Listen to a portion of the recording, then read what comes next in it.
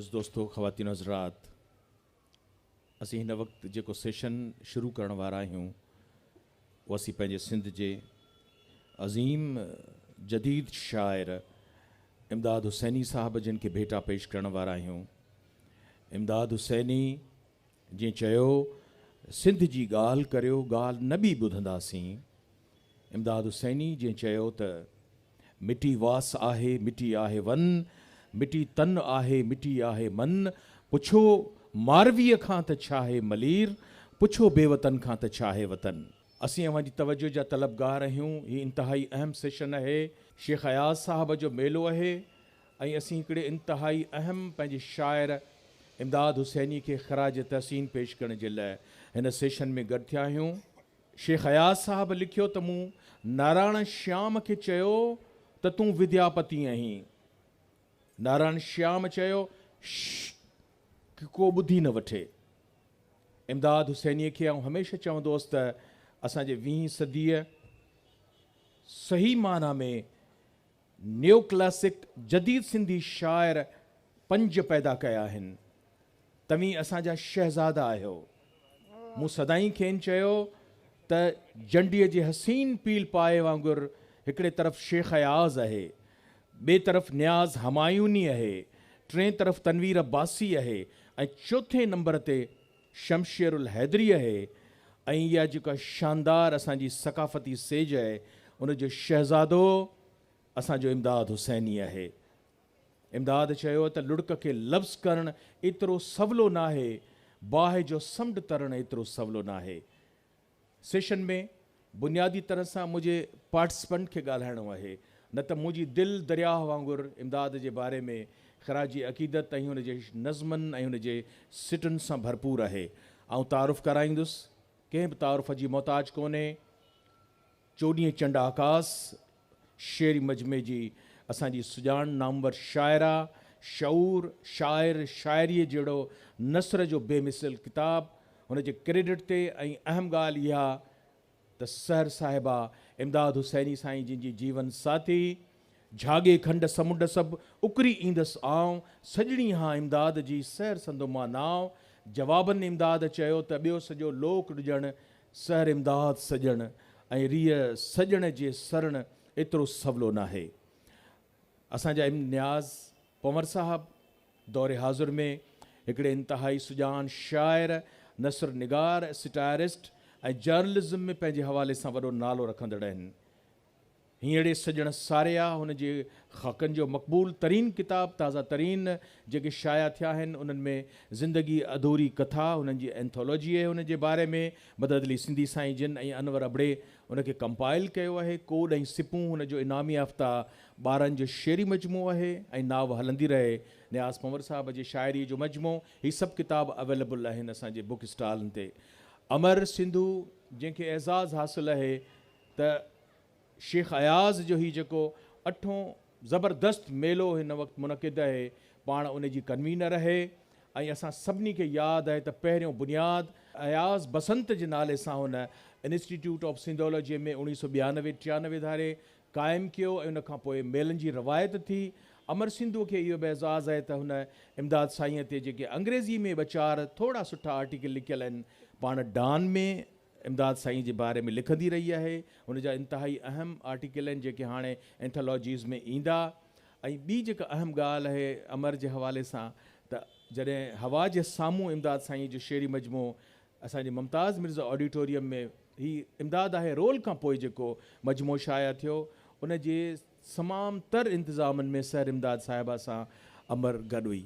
इन मुख़्तसिर तारुफ़ खां पोइ असीं उन शाइर जे आवाज़ ॾांहुं हलंदासीं, छाकाणि त इमदाद 1940 में ॼावा हुआ ऐं 27 अगस्त 2022 ते असां खां जुदा थिया आहिनि। पंहिंजी अमड़ धरती टिखड़ में आरामी आहिनि, पर उहे असां सां गॾु आहिनि। इमदाद जेको हर साल हिते जेको शानदार मुशाइरो थींदो रहियो आहे उनजी सदारत कंदा रहनि था, कंदा रहिया आहिनि। ऐं अॼु बि असीं ईअं सम्झूं था त इमदाद जो आवाज़ असीं पंहिंजे इलेक्ट्रॉनिक मीडिया ते जॾहिं वेंदासीं त इमदाद जो आवाज़, इमदाद असांखे नज़र ईंदो ऐं इमदाद असां सां गॾु आहे। इमदाद हुसैनी। रशीद तनवीर अयाज़ हो ऐं गुलाब हालान में हथनि में भरियल हुआ जाम, वाह चांदनी हुई भरियल हुओ हां, ॻाल्हिड़ियुनि जा हज़ार हा भर्त सैस रंगी, समय जे गज ते भरे छॾियासीं। ऐं सिंध जी जीअं ॻाल्हि निकिती सुभान अल्लाह। त ख़ौफ़ ख़तरा धर्म करम सभु परे छॾियासीं। वाह वाह वाह वाह वाह। सिंध जी ऐं सिंध जी वाह वाह वाह। जीअं ॻाल्हि निकिती त ख़ौफ़ ख़तरा धर्म करम सभु परे छॾियासीं। अयाज़ महफ़िल मंझां उथी वियो त जाम ऊंधा करे छॾियासीं। वाह साईं वाह वाह वाह वाह। ऐं सिंध जी ॻाल्हि जीअं निकिती त ख़ौफ़ ख़तरा धर्म करम सभु परे छॾियासीं।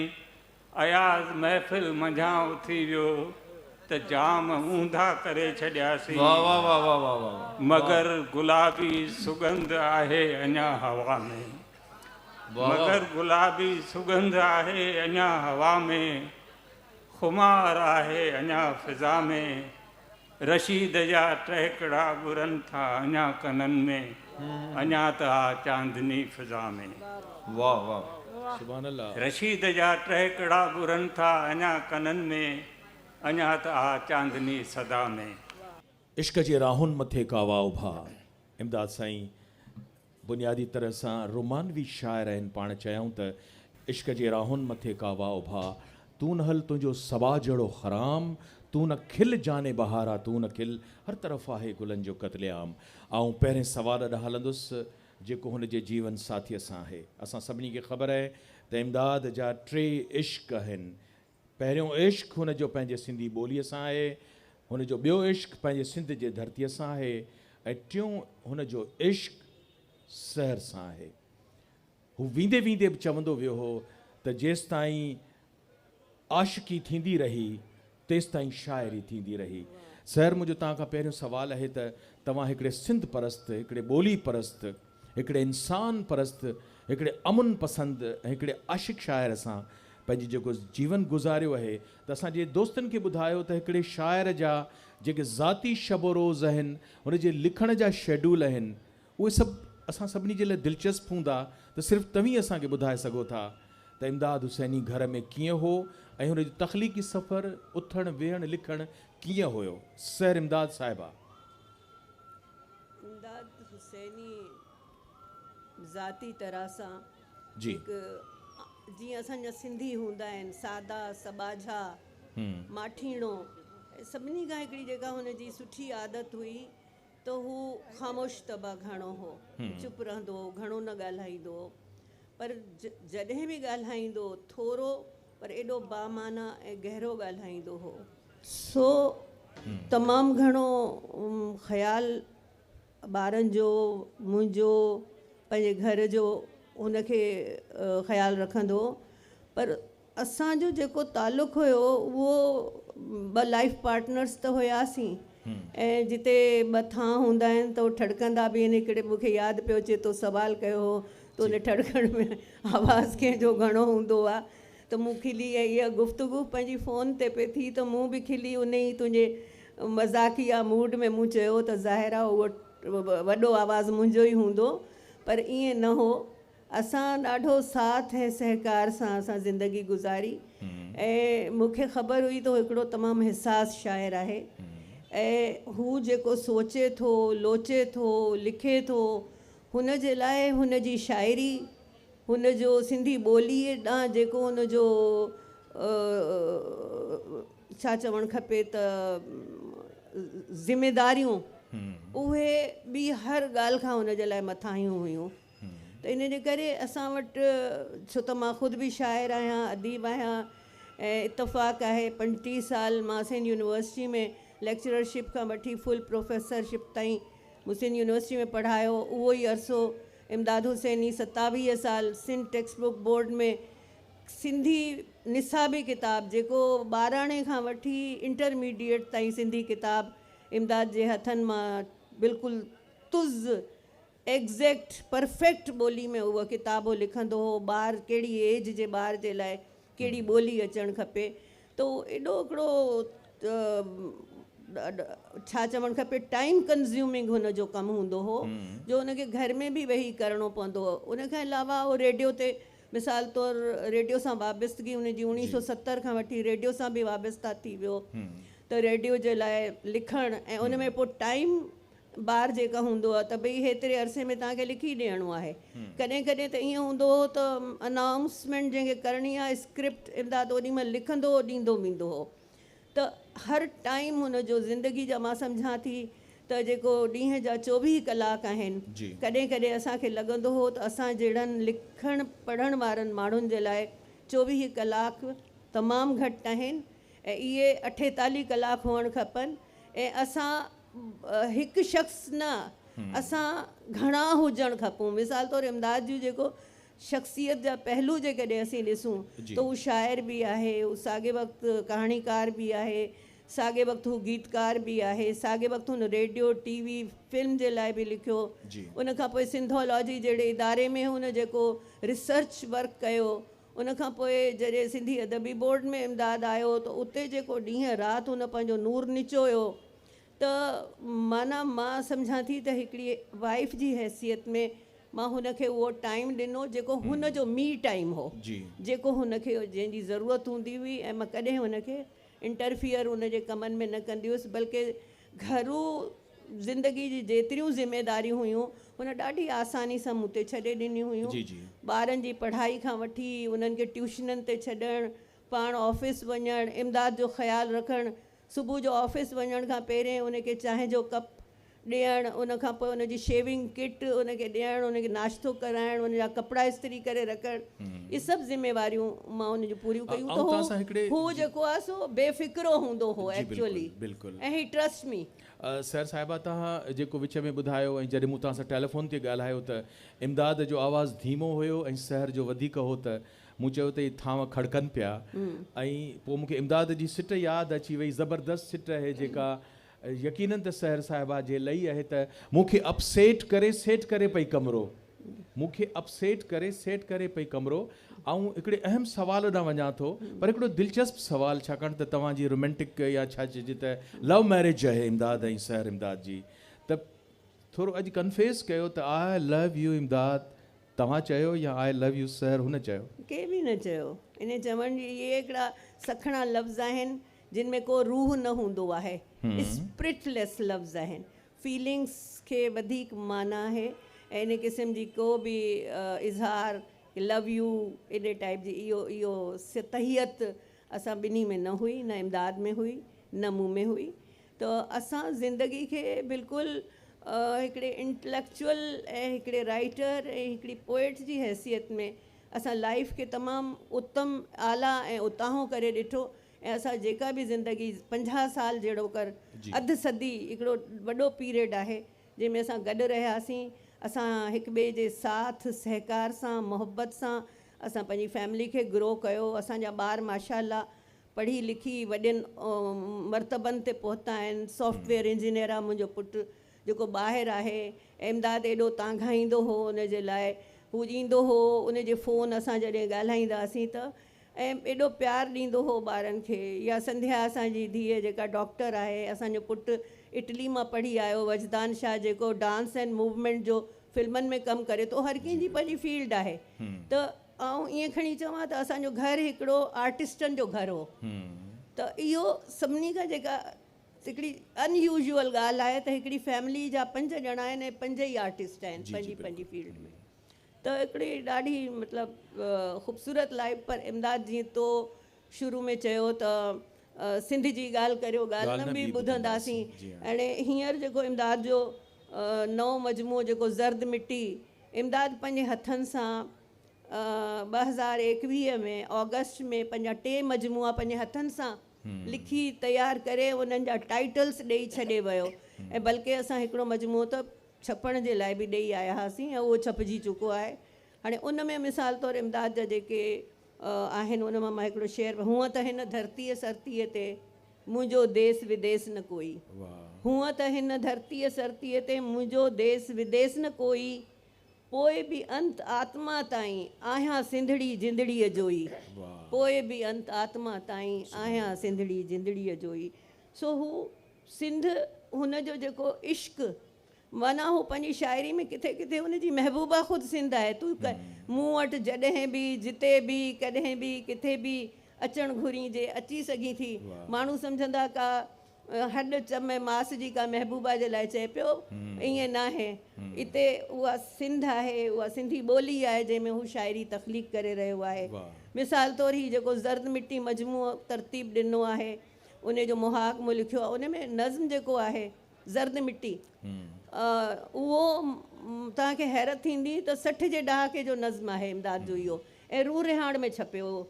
इहा सिंध जी ज़र्द मिट्टी, कॾहिं चंड आहे कॾहिं सिॼु आहे, इन ई ज़र्द मिट्टी खे आदेस जा पहिरियों आख़िरी सच आहे। इहा ज़र्द मिट्टी अखियुनि मंझि अलमास आहे, इहा हिकु अणमुल अहसास आहे। इहा ज़र्द मिट्टी प्राचीन इतिहास आहे, इन ई ज़र्द मिट्टीअ जा सूरजमुखी ॾेह परॾेह मशहूरु आहिनि। हाणे इन में सॼो इन मिट्टी जो तिल्क लॻाए कसम खण त अॼु ॾींहं खां पोइ मिट्टी खे मिट्टी न चवंदे, नज़्म जी एंड न थिए। त ही एॾो ख़ूबसूरत नज़्म आहे ऐं तव्हांखे हैरत थींदी त इमदाद आहे रोल में इहे 60 जे ॾहाके जूं केतिरियूं शयूं न अची सघियूं इमदाद जूं, छो त उहो अधु खां वधीक उन जा पन्ना गुम करण जो ड्रामो कयो वियो। उन सां गॾु मुंहिंजो लिखियलु मुहागो 73 में 1973 में उहो गुम कयो वियो। त ईअं घणियूं शयूं रुली वियूं त हीअ ज़र्द मिट्टी हींअर 2022 में उहो मजमूए में अचे पियो। त इमदाद जो जेको इश्क़ आहे, हूअं त इश्क़ जे राहुनि मथे कावा उभा तूं न हल, तुंहिंजो सबा जहिड़ो ख़राम, तूं रुगो सूरज खे ॾिस तारनि खे ॾिस, तूं न रो तुंहिंजूं कवल जहिड़ियूं अखियूं, तो ज़िंदगी जी मेरी बीठल ढंढ में तूं न ॾिस तुंहिंजूं कवल जहिड़ियूं अखियूं। सो पर उन नज़्म में बि जेका एंड आहे इमदाद जी, जेकॾहिं तोखे ईअं आहे क़बूल, अच त ज़ंजीरनि जा नग़मा छेड़ियूं, माना एॾे रोमेंटिक नज़्म जी एंड जेका करे थो, जेकॾहिं तोखे ईअं आहे क़बूल, अच त ज़ंजीरनि जा नग़मा छेड़ियूं, अच त सूरीअ ते सिंगारियूं सूरी ते सेज, इश्क जे राहुनि मथां मुर्की हलूं। सुभान अल्लाह। सूरी ते सेज सजाइण जी ॻाल्हि सर असीं पंहिंजे ॿिए राउंड में जॾहिं ईंदासीं त ऐं चाहींदुसि त तव्हां ज़हनी तरह सां तयारु रहो त मजमूई तरह सां इमदाद जो जदीद सिंधी शाइरीअ में कंट्रीब्यूशन जेके पाण दैन लफ़्ज़ चऊं था, पर इहो सुवालु आउं तव्हां खां थोरी देरि में कंदुसि ऐं न्याज़ पंवर ॾे हलंदुसि। ऐं असांखे ख़बर आहे त इमदाद हुसैनी असांजे 20 सदीअ जे मॉडर्न जदीद तरीन शाइरनि में आहे, जंहिंजो गज़ल हुजे, वाई हुजे, नज़्म हुजे, गीत हुजे, ही सभु हुनजे सिन्फ़ुनि जूं जेकी जिद्दत भरियूं इनफ़रादियतूं आहिनि।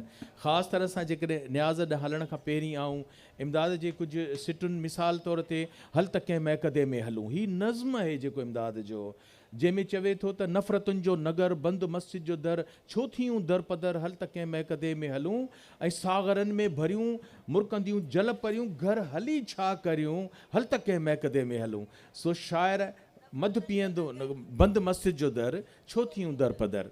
न्याज़ तव्हां ॾे हलंदुसि। ऐं ख़ुशूसन असीं जॾहिं सहर साहिबा रेडियो जो, टेलीविज़न जो, मीडिया जो हवालो ॾिनो त इमदाद हिकिड़ो ॾाढो जद्दत पसंदि गीतकार आहे। तुंहिंजा सपना निंड अचे त ॾिसां, आऊं जुगनि खां जाॻियूं आहियां, तोले गीत रचण थो चाहियां, लफ़्ज़ मिलनि त लिखां, चंड चढ़े त जलां जागां, समुंड लुछे त लुछां फतकां, दीप जले त जलां, तुंहिंजा सपना निंड अचे त ॾिसां। हीउ हिकिड़ो नओं डिक्शन आहे जेको अयाज़ खां मुख़्तलिफ़ आहे, न्याज़ खां मुख़्तलिफ़ आहे, गदाईअ खां मुख़्तलिफ़ आहे, असांजे बर्दे सिंधीअ खां मुख़्तलिफ़ आहे। सो आऊं न्याज़ तव्हां ॾे हलंदुसि त इमदाद जो जेको बुनियादी गज़ल ऐं नज़्म सां गॾोगॾु मीडिया में लिखण पढ़ण जो जेको ताल्लुक़ ऐं शोहरत जो सबबु बनियो आहे, उहो हुन जा गीत आहिनि। ऐं चाहींदुसि त थोरो असीं इमदाद जे गीत ते खुली ॻाल्हाईंदा हलूं। इमदाद साईं जो ज़िक्र कजे त सभ खां पहिरीं ॻाल्हि मां चवंदुसि त हू 24 आवर्स हिकिड़ो शाइर हो। हिकिड़ा माण्हू हूंदा आहिनि ज़िंदगीअ में ॿियो को कमु बि कंदा पिया आहिनि, पर इमदाद साहब जे लाइ इहो चई सघिजे थो, छाकाणि जो माण्हू जो आई विटनेस आहे, उनखे मुख़्तलिफ़ कैफ़ियतुनि में, मुख़्तलिफ़ हंधनि ते, मुख़्तलिफ़ जॻहियुनि ते, सफ़र में, कम में, अदबी गजाणियुनि में, किथे ऑफिस में वेठे ॾिठो आहे, ऐं इवन एसी ताईं जो मां उनखे पंहिंजे घर में बि, संदन घर में वेही बि ॾिठो आहे। त हुनखे मूंखे इहो लॻंदो त 24 कलाक हू माण्हू सोचे थो, लोचे थो ऐं लिखे थो। सिंधियत बि संगत जी हिकिड़ी गजाणी हुई जंहिंमें इमदाद साहिबु चयो पिए त मां जेतिरो पढ़ां थो उनखां थोरो घटि सोचां थो ऐं उनखां घटि लिखां थो। माना हुनजे पढ़ण जी सतह बि एतिरी हुई, एतिरो घणो पढ़ंदो हो जो पोइ चवंदो मां हुनखे सोचां थो ऐं उनखां पोइ आउं लिखां थो। ऐं आउं चवां थो त जेतिरो लिखे पियो जेकॾहिं उन ॻाल्हि खे चवंदो आउं सम्झां थो त रद्द कजे उहा ॻाल्हि जेका इमदाद साईं चई त मां पढ़ां वधीक थो, सोचां घटि थो ऐं लिखां हुन खां घटि थो, पर हू लिखंदो तमामु घणो। ऐं हुनजे लिखण जी शौक़ जी हद इहा आहे, अॼु सैर हिन ॻाल्हि जी शायदि ॾींदी ऐं मूं पाण उन्हनि खे ॾिठो त इमदाद साईं पंहिंजी शाइरी जी त वेठा दुरुस्तियूं कंदा, पर असांजा छपियल किताब बि अगरि उन्हनि खे ॾिबा हुआ या के ॿिए जो छपियल किताब ॾींदा हुआ त उन ते बि हू दुरुस्ती करे ॾींदो वठंदो। छपियल किताब आहे। हाणे मूं इमदाद साहिब खे को शाइरी जो मजमू के दोस्त जो ॾेई छॾियो ऐं इमदाद साहिबु मूंखे मोटाए ॾिनूं त उनजे पासनि मां उनजी दुरुस्तियूं थियलियूं हूंदियूं, ॿोलीअ जूं थियलियूं हूंदियूं, शाइरी थींदियूं, वज़न बहर जूं दुरुस्तियूं थियलियूं। त हिन मां साबित थियो त हू रुगो इन ॻाल्हि लाइ कोन हो त मुंहिंजी शाइरी सुठी आहे ऐं उहा ई शाइरी पढ़िजे, पर हू जेका बि उन दौर में हुनजे नज़र में जेका शाइरी हुन ते वेही पिए त उनखे हुन ठीकु करण जी, दुरुस्त करण जी कोशिशि कई। इमदाद साईं उन ॾींहंनि में ई एॾो वॾो शाइर थी वियो हो जॾहिं हुनजो को 50-60 पेज जो किताबु इमदाद आहे रोल छपियो, तॾहिं उन क़द काठ जो शाइर थी वियो जंहिं लाइ तमामु घणा माण्हू सालनि जूं ऐं वॾनि घणनि किताबनि जी पंहिंजी ख़्वाहिश कंदा आहिनि त मुंहिंजा एतिरा किताब थियनि त मां एॾो वॾो शाइर थियां। पर इमदाद हुसैनी इमदाद आहे रोल जे ताईं बि तमामु वॾो शाइर ऐं मुस्तनद शाइर थी चुको। हिन में हिकिड़ी ॿी ॻाल्हि आहे त इमदाद हुसैनी जे दौर में ईअं हो त इमदाद तमामु वॾनि शाइरनि जे विचां पंहिंजी हिकिड़ी सुञाणप पैदा कई। माना जिन ॾींहंनि में इमदाद साहिबु लिखणु शुरू कयो उन ॾींहुं हिकु तरफ़ त शेख अयाज़ जो जहिड़ो हिकिड़ो देव कामत शाइर मौजूदु हुए, शमशुल हैदरी जहिड़ो नसरी नज़म जो हिकिड़ो वॾो शाइर मौजूदु हुजे, तनवीर अब्बासी पंहिंजी हिकिड़ी सुञाणप उन्हनि ॾींहंनि में ठाहे चुको हो, पोइ ॿिया तमामु घणा वॾा शाइर उन दौर में मौजूदु आहे। उन पीरियड में इमदाद हुसैनी उन्हनि मंझां निकिरी ऐं उन खां अलॻि हिकिड़ी पंहिंजी सुञाणप, अलॻि डिक्शन खणी आयो। ऐं हुन जा जेके नज़म आहिनि ऐं उन जा जेके मौज़ू आहिनि हू बेशक को उनजो कॉम्पिटिशन न आहे, अयाज़ साईं तमामु वॾो शाइर आहे कॉम्पिटिशन, पर हिन मौज़ू जे हवाले सां ऐं उनजे पंहिंजी डिक्शन जे हवाले सां प्रेज़ेंटेशन जे हवाले सां इमदाद उन में तब्दीली आंदी। मिसाल तौरु क़ौम परस्ती जी पाण ॻाल्हि कयूं था, शेख अयाज़ जा हज़ार शहर आहिनि, पर उन्हनि ॾींहंनि में जेको माण्हू पंहिंजी धरतीअ सां गद्दारी करे थो त इमदाद उन ते बि लिखियो त सभु लेखा चोखा लाहींदी, हीअ धरती तो ते दाहींदी। हाणे हिन जो हिकिड़ो पंहिंजो अंदाज़ हो। वरी रोमांस जी ॻाल्हि हुई, रोमांस में माण्हू हिक ॿिए खां धार थिए थो, परे थो थी वञे, त हिकिड़ी कैफ़ियतनि मां गुज़रे थो त इमदाद हुसैनी उन्हनि ॾींहंनि में लिखे थो त तूं पंहिंजे मुंहिंजे ख़तनि खे फाड़े छॾ, मूं तुंहिंजे ख़तनि खे फाड़े छॾियो ऐं सम्झ खणी आ सम्झ खणी, तो जेकी लिखियो सो कूड़ लिखियो, मूं जेकी लिखियो सो कूड़ लिखियो। त हाणे आउं ॻाल्हि करणु थो चाहियां त हीअ बि अलॻि थियण जो हिकिड़ो मौज़ू आहे। उन ते मुख़्तलिफ़ माण्हुनि मुख़्तलिफ़ रंग सां लिखियो, पर इमदाद हुसैनी जहिड़ो डिक्शन उन खां अॻु ऐं उन खां पोइ कंहिं वटि आहे त ज़िक्र करे उनखे इनफ़रादियत ऐं इनफ़रादियत ई हुनजी मुनफ़रिद हुअण जो अलामत आहे त हू ॿियनि खां धार आहे।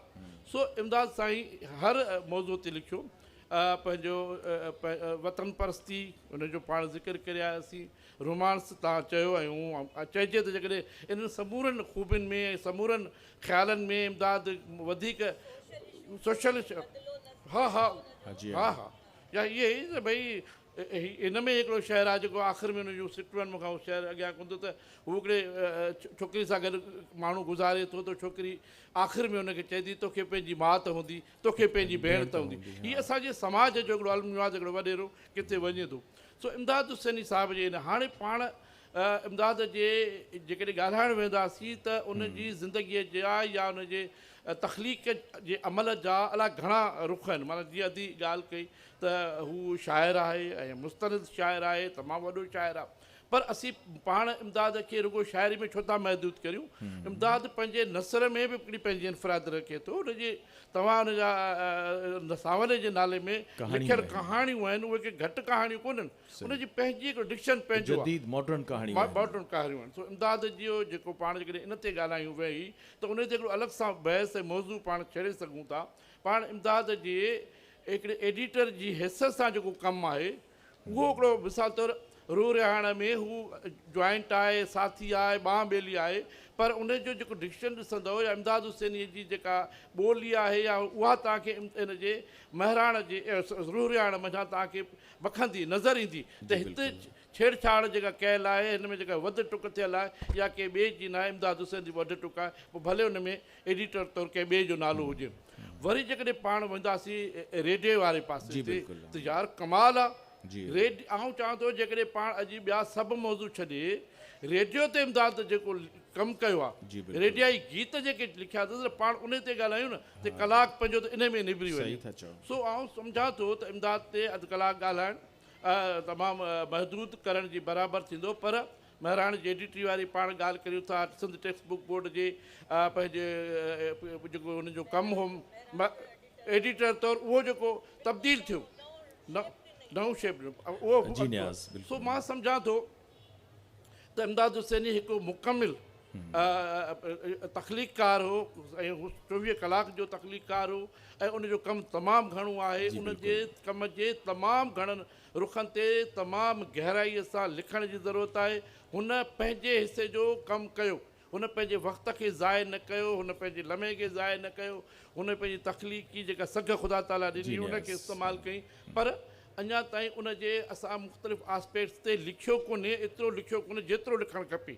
उनजा कहिड़ा रीज़न आहिनि, उहो सबबु छा आहिनि, पर बहरहाल मां सम्झां थो त उन दौर जे शाइर ते घणे भाङे उन दौर में जॾहिं हू हयात हूंदा आहिनि त घटि लिखियो वेंदो आहे, ऐं पर पोइ जॾहिं वक़्तु गुज़रंदो वेंदो आहे त माण्हू उनजा ॿिया आस्पेक्ट्स ॻोल्हींदा वेंदा आहिनि। सो मुंहिंजो ख़्यालु आहे त इमदाद साईं ते तमामु घणो लिखियो वेंदो ऐं ईंदड़ दौर जंहिंमें असां शेख पंहिंजो शाह अब्दुल लतीफ़ भिटाई जो ज़िक्र खणंदा हलंदासीं, जिते असां शेख अयाज़ जो ज़िक्र खणंदा हलंदासीं, त उहो दौरु जेको आहे से इमदाद हुसैनीअ जे ज़िक्र खां सवाइ अणपूरो हूंदो। डिस्कशन जा जेके मौज़ू हूंदा ॿियनि सां गॾु इमदाद साईं जो मौज़ू बि उन में ख़ूबसूरत गुफ़्तगू तव्हां जेको इमदाद जे रेडियाई गीतनि जो, छाकाणि त तमामु नौजवान आहिनि जिन उहे इमदाद जा गीत ॻाइनि था, पर शायदि उन्हनि खे ख़बर न आहे त उन्हनि जो शाइर सही माना में इमदाद ई आहे। त कुझु सिर्फ़ु मुखड़ा ऐं अमर ॾांहुं हलंदुसि। मिसाल तौर ते इमदाद जा मशहूरु तरीन गीत आहिनि असीं नसीब जा धणी, असांजे हथ में क़िस्मतूं, ईद जो चंड त नाहियां जो निहारी मूंखे, या मूं जॾहिं को ॾीओ जलायो आहे, ज़ोर केॾो हवा लॻायो आहे, ऐं बन में मन जो मोर नचे थो, काश मां चंड हुजां, ऐं मुंहिंजी दिलि ते सितम करण वारा, ख़ुशू जी शाल ग़म ॾियण वारा, झूमे थो तन मन अलाज ईद कई अखड़िन, जेॾिल शाल जुड़ी रही सहरो, कारी कारी रात मथां बरसाति न वंज अॼु राति रही पओ, राति का बरसाति जी ईंदी जॾहिं, दोस्त ईंदुसि यादि मां तोखे तॾहिं, असां रोई रोई खिलायो थे जिन खे, तुंहिंजो मुंहिंजो प्यार लाला, नीरे सागर जहिड़ो गहरो, हरदम तारूं तार लाला, मोती ईअं न रोल तूं, मोती ईअं न रोल, आऊं झलियां तो झोल, जंहिंमें इमदाद आहे रोल जो लफ़्ज़ अची वियो आहे। पर हिन वक़्तु आऊं अमर ॾांहुं हलंदुसि। जी बिल्कुलु बिल्कुलु, अमर खे आऊं ज़रूरु एतिरो ज़रूरु चवंदुसि त अमर जेकॾहिं इमदाद शाइरीअ में नसीर लफ़्ज़ लिखिया त आऊं त सची पताशा मणनि जे हिसाब सां विरायां हा। इमदाद अमर जो लफ़्ज़ ॾिसो कीअं इस्तेमालु कयो आहे पंहिंजी शाइरीअ में, ऐं जेको आफ़ाक़ी थी वियो आहे अमर सिंधूअ जे हवाले सां ई, पर अमर लफ़्ज़ हुन इमदाद इस्तेमालु कयो आहे। मिटीअ जो ॾीओ शम्स कमर आहे, मिटीअ जो ॾीओ शम्स कमर आहे, इमदाद न हूंदो ॾात अमर आहे। अमर सिंधू तव्हां दिलि खोले ॻाल्हायो, छाकाणि त तव्हां इमदाद खे अंग्रेज़ीअ में बयानु करे चुका आहियो, तव्हां हुनजे बिल्कुलु क़रीब रहिया आहियो, ऐं मेलनि जे हवाले सां त इमदाद तव्हांजे इंतिहाई वेझो ऐं छांव हेठि रहिया आहियो। त आउं चाहींदुसि त तव्हां इमदाद जो जेको पोस्चर आहे शाइरीअ में उन ते तव्हां पंहिंजी राय ॾियो। सभ खां पहिरीं त मां इहो चवंदसि त अॼोके ॾींहुं अयाज़ मेले में इमदाद जे नाले सां ही जेको सेशन आहे, इहो सेशन संदसि फ़न, संदसि शाइराणे इज़हार ऐं संदसि तख़लीक़ जे जेको सफ़र रहियो आहे उन जे लाइ एतिरो मुख़्तसिर आहे जो असां सिर्फ़ु, मां ईअं सम्झां थी त असां सिर्फ़ु चंद उन जा उनवान बि ॻणणु शुरू कयूं त मां सम्झां थी हीउ वक़्तु थोरो आहे। ऐं मूंखे त महसूसु वाक़ई ईअं थिए थो त अयाज़ लाइ इन लाइ इमदाद लाइ न रुगो अयाज़ मेलो नाकाफ़ी आहे, पर हक़ीक़त में उन जे लाइ मुख़्तलिफ़ सेशन थियणु खपनि, ऐं सेशन ईअं थियणु खपनि। मां सची पचे दिलि सां चवां थी त इमदाद खे अॼु ॾींहं ताईं जिन शाइरनि, जिन अदीबनि, जिन नक़ादनि, जिन नौजवाननि हिकिड़े भेट वारे अंदाज़ में पढ़णु शुरू कयो आहे ऐं इहो हिकिड़ो अदब जी दुनिया जे अंदरि तमामु हिकिड़ो बदतरीन मां लफ़्ज़ इस्तेमालु कयां त उहो ट्रेंड आहे त शाइरनि जो मुक़ाबिलो बि ईअं करायो वेंदो आहे त नंढो या वॾो शाइरी ऐं फ़न सिर्फ़ु हिकिड़ो इज़हार जो तरीक़ो आहे, तख़लीक़ जो तरीक़ो आहे। हक़ीक़त सिर्फ़ु उन ॻाल्हि खे आहे त उहा ॾात केतिरी सलामत रहणी आहे, उन जी इनफ़रादियत कहिड़ी आहे ऐं उहो हेॾे वॾे दौर में जॾहिं वाक़ई अयाज़ हिकु सिज जी शक्ल में जेॾी महिल चमकी रहियो आहे सिंधी शाइरी ते, उन वक़्तु इमदाद न रुगो पंहिंजी इनफ़रादियत बरक़रार रखी आहे, न रुगो पंहिंजो लहजो बरक़रार रखियो आहे, न रुगो हिकिड़े नए डिक्शन सां मुखातिब थियो आहे, पर अॼु जीअं त अॼोके हिन सेशन जे हवाले सां अयाज़ मेले जा बि जीअं त ऑडियंस नौजवान घणा आहिनि, तंहिंजे करे मां अगरि चवां त इमदाद हिकिड़ो लाज़वाल तख़लीक़कार आहे जंहिंजी तख़लीक़ खे इन करे ज़वाल अचणो कोन्हे जो हुन जी तख़लीक़ जो हिकिड़ो फेज़ फ़क़ति ऐं फ़क़ति जवानी जे नाले आहे। ऐं मां इहो चवां थी त असां पोड़ा थी वेंदासीं, इमदाद पोड़ो थी सघे थो, ज़माने में हिकिड़ा जेके से दौर पोड़ा थी सघनि था, जवानी पोड़ी न थींदी, छाकाणि त केरु न केरु उन जी जाइ अची वलारींदा आहिनि, उहे जज़्बा उहा शइ मुस्तक़िल रहणी आहे। तंहिंजे करे अयाज़ इन इमदाद जॾहिं उनजो उनवान बनायो आहे त मां अच्छा ॿी हिकिड़ी ॻाल्हि मूंखे ॻाल्हाइणो त ॿिए तमामु माना एतिरो वसी आहे मुंहिंजे लाइ, ऐं हक़ीक़त में मां जेकॾहिं चवां त जेकॾहिं शाइरी में मुंहिंजो इश्क़ अयाज़ सां आहे त मां हिकिड़ो इहो बि चई सघां थी त साॻी तरीक़े सां मुंहिंजो इश्क़ इमदाद सां बि आहे त इमदाद उन नौजवानी खे नग़मो ॾिनो आहे, ऐं उहो नग़मो जेको हिकिड़ो फ़र्द जो नग़मो आहे। ऐं मां थोरो माना हिन में चवणु चाहींदसि त असांजा ख़ासि तौर ते जेके अधु पढ़ियल या अणपढ़ियल या नारेबाज़ या रुगो मशहूरी खां मुतासिर जेका हिकिड़ी नसल आहे या हिकिड़ो जेका असां हिकिड़ा कुझु माण्हू आहिनि, कुझु फ़र्द आहिनि, उहे जॾहिं कथ कनि था शाइरी जी त मुंहिंजी हक़ीक़त में अंदरि में जेका मुंहिंजो पंहिंजो इल्मु आहे, मुंहिंजी जेका पंहिंजी ॼाण आहे इमदाद जे बारे में, उहा ॾाढी हर्ट थिए थी। हर्ट इन करे थिए थी त मूंखे सम्झ में ई नथो अचे त हिकिड़े शाइराणे लफ़्ज़ जे माना खे सम्झण खां सवाइ असां वटि अलाए कहिड़े क़िस्म जा जेका असां सोशल मीडिया जो दौर आहे जेका बहस खे रोके नथो सघिजे, पर अहिड़े बहस में जॾहिं अदीब लॾो शामिलु थी थो वञे, जेको पंहिंजो पाण खे शाइर बि सॾु आहे, जेको पंहिंजो पाण खे अदबी दुनिया जो जेको फ़र्द सॾु आहे, उन ते हैरत, उन जी कम अकली ते, उन जी जेका सा घटि समझ ते हैरत ज़रूरु थिए थी। मां इन करे चवणु चाहियां थी त माण्हुनि एतिराज़ु कयो, तंहिंजे करे मूं इन जो जेका असां नालो बदिलाए, इन टाइटल जो नालो बदिलाए असां किरणे जहिड़ो पल रखियो। हक़ीक़त इहा आहे त मुंहिंजी अञा बि दिलि चवे थी त मां वॾे वाक़े इहो चवां त इमदाद आहे रोल सिर्फ़ु जेको आहे सो हिकिड़े दौर जो उनवान कोन्हे, उहो असांजी पूरी जेका असां 20 सदी जे नौजवान खां वठी अॼोके दौर जे नौजवान जो नग़मो आहे। छाजो नग़मो आहे? हिकिड़ी जेका असां अयाज़ खे जॾहिं पढ़ूं था त अयाज़ में हिकिड़ी कलेक्टिव इज्तिमायत ज़रूरु नज़र अचे थी, पर अॼुकल्ह जो जेको फ़र्द जो जेको बुनियादी जेको मसइलो आहे उहो इहो आहे त हू इज्तिमायत जे विच में जॾहिं अकेलो आहे, मेले में तूं तनहा कंहिंखे ॻोल्हीं थो, ठीकु आहे, उन मेले जी जेका तन्हाई आहे उन जे अंदरि जेका हिकिड़े फ़र्द जी जेका तन्हाई आहे, जेका 20 सदी जी ऐं बल्कि हाणोको दौर जेको आहे उहो सॼी दुनिया सां त तव्हांखे ॻंढी रहियो आहे, ही नेट, ही सोशल मीडिया, पर उहो अंदरि जी तन्हाई जो ख़ाल खे अञा वधाए थो। ऐं मां सम्झां थी त ओॾी महिल तव्हां जेका असां उन नौजवान खे जेको उन तन्हाई खे महसूसु करे थो, उहो जॾहिं इमदाद खे पढ़ंदो तॾहिं उनखे ख़बर पवंदी त इमदाद असल में छा आहे ऐं इमदाद जे रोल हुजण जी माना छा आहे। वाह मां थोरी वज़ाहत कयां, शायदि मुंहिंजो टाइम जेका असां घटि हुजे, पर इमदाद रोल जो मतिलबु इहो आहे त ही 20 सदी जे उन दौर जी ॻाल्हि आहे जॾहिं 2 निज़ाम, हिकिड़े पासे जेका असां सोशलिज़म जो दौरु आहे उहो बि हिकिड़ो जंहिंखे चइजे त टोटलिटेरियनिज़म, माना रियासत जे जबर जे अंदरि फ़र्द जा कहिड़ा जज़्बा थी सघनि था, हिकिड़ी टोटलिटेरियन रिजीम्स आहिनि हिकिड़ा उहे, ऐं ॿिए पासे हिकिड़ो कैपिटलिज़म, हिकिड़ी सरमाएदार दुनिया आहे, उन जी अणखुट लालच आहे, उन जो अणखुट निमाव आहे, उन में हिकिड़ो फ़र्द कीअं उन में जेका असां उन चक्की में अंदरि जेको सो पिसजे थो ऐं उहो छा थो महसूसु करे। जीअं मां चवां थी त जी जेका जीन्स जी पैंट आहे, ॾाढा सुठा कोट पैंट दुनिया जे अंदरि अॼुकल्ह जे जेका असां ब्रांडेड दुनिया जे अंदरि तव्हांखे तमामु घणा मिलंदा, उहे तव्हांजी शख़्सियत खे उजागर करे सघनि था। पर अॼु बि नौजवाननि जी पसंदीदा जेकॾहिं तव्हां ड्रेस पुछंदव त उहा जीन्स आहे, ऐं उहा जीन्स छो आहे त जीन्स उहा उन जेका सूटेड बूटेड हिकिड़ी नस्ल पैदा कई वई उन जे ख़िलाफ़ु बग़ावत हुई। उहो दौरु जेको बोहेमियन दौरु, माना जेका असां रोल मॉडल आहे, त बोहेमियन रोल मॉडल मूंखे ॿुधायो त अॼोके दौर में तव्हां वटि कहिड़ा माण्हू बचा आहिनि।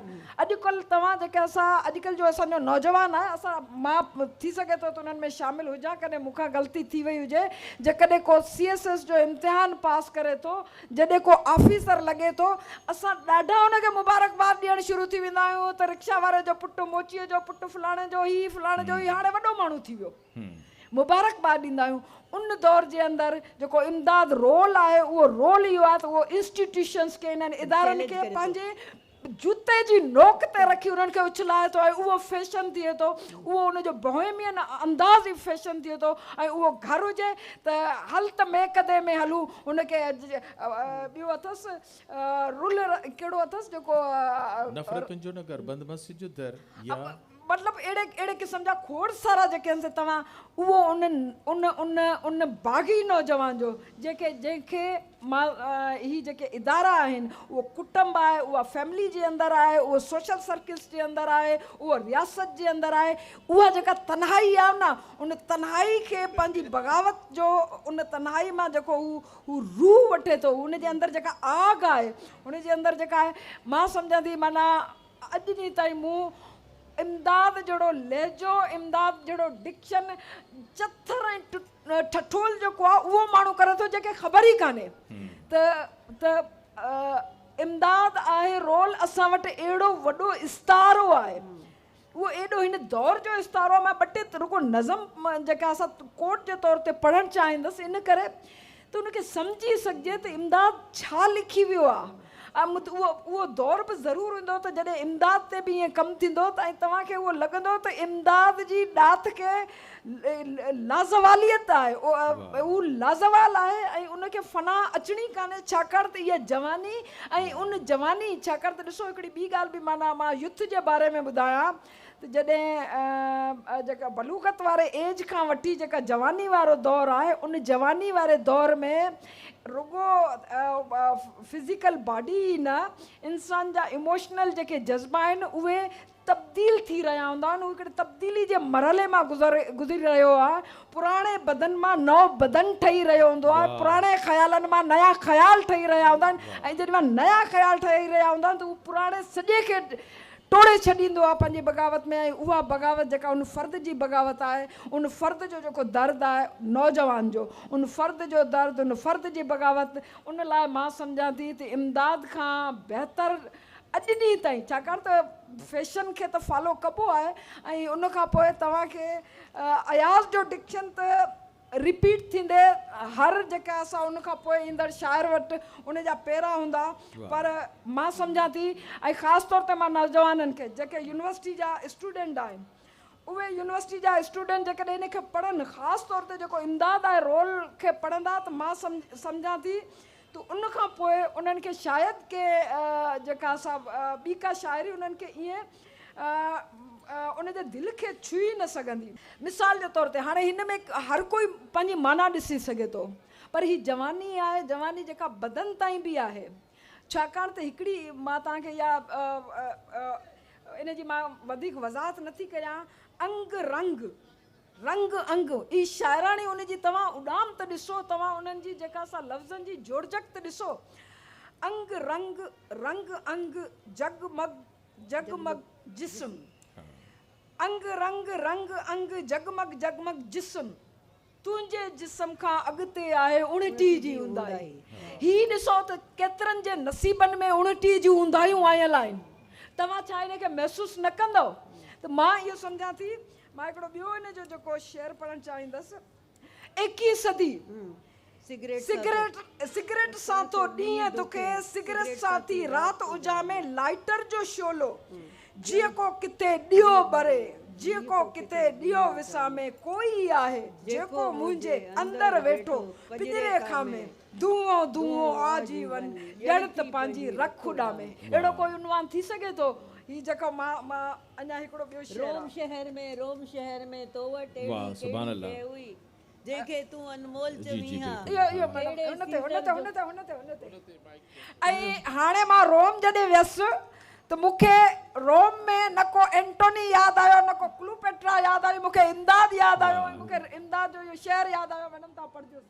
रोम शहर में तो वटि अहिड़ी कहिड़ी शइ हुई जंहिंखे तूं अनमोल चवीं हा, कहिड़ी कलूपतरा जो सीनो तो वटि हो, आछी हा एहसान करी हा, कहिड़े सीज़र जो चो हो जंहिं ते तूं मान करी हा, तुंहिंजे सभिनी शोकेसनि में हो त ब्रूटस जो खंजर हो, तुंहिंजे सभिनी शोकेसनि में हो त ब्रूटस जो खंजर हो, पोइ बि तुंहिंजे हट ते हुजूम, रोम शहर में तो वटि अहिड़ी कहिड़ी शइ हुई। असीं हिकिड़े आख़िरी सवाल ॾांहुं हलंदासीं, पर जीअं असांजे अमर चयो त हू हिकिड़े बेमिसाल लाज़वाल डिक्शन जो साहब हो, ऐं इमदाद जी जेकॾहिं लाज़वाल नज़मनि मां हमले जा जेकॾहिं 2-4 लफ़्ज़ तव्हांखे न ॿुधाईंदुसि त मूंखे बेहदि कमी महसूसु थींदी।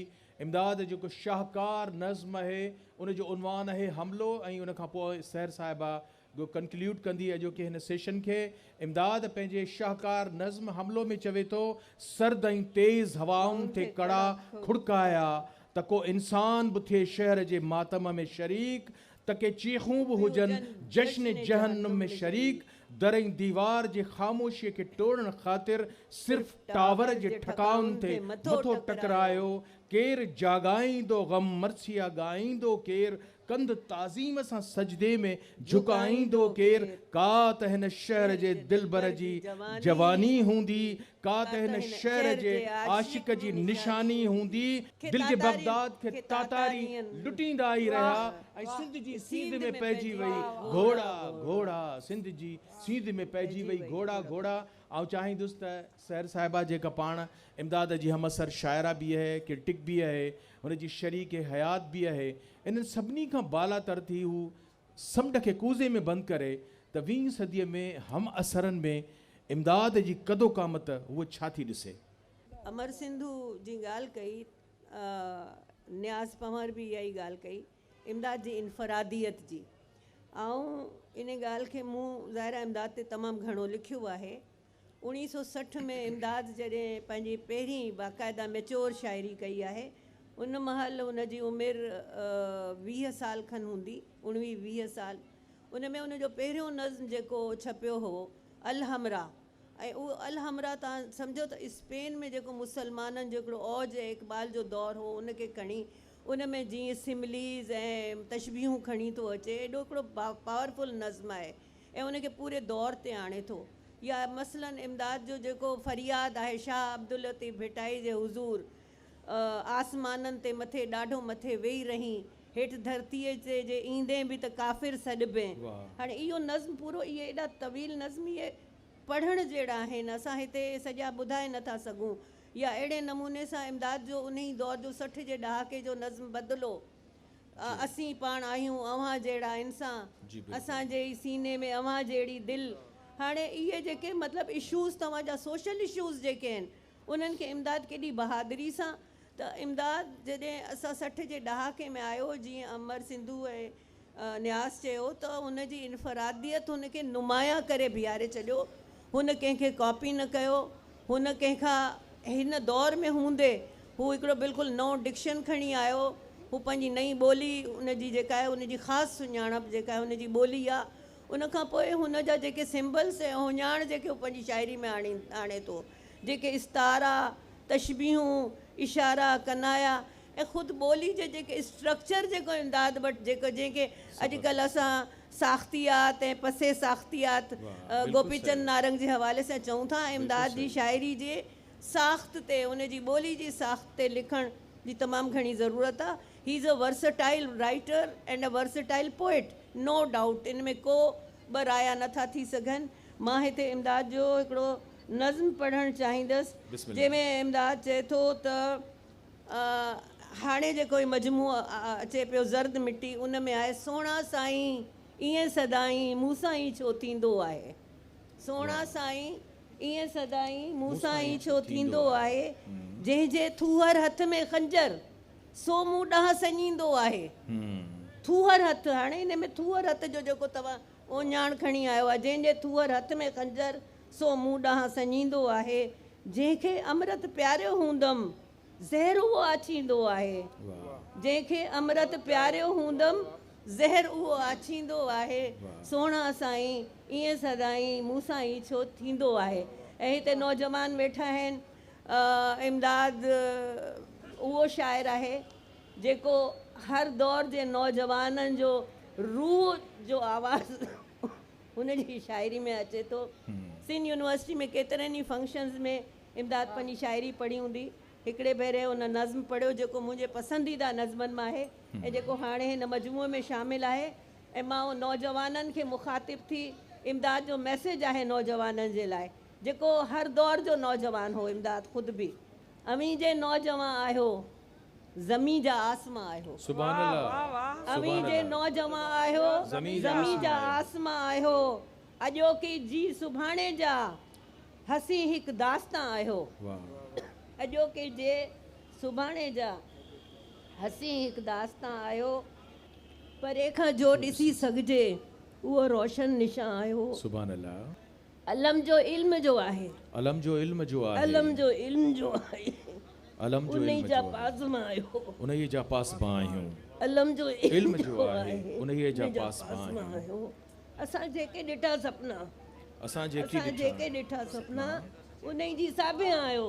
सुभान अल्लाह। मैं मौजूद ख़वातीन हज़रात आज के इस सेशन को अपनी उर्दू ज़ुबान में कंक्लूड करना चाहूँगा। बहुत शुक्रिया अमर सिंधु साहिबा, तमाम घणी असी थोरायत आयूँ, बहुत शुक्रिया नियाज़ पंवर साहब, मोहतरमा डॉक्टर सहर इमदाद साहिबा।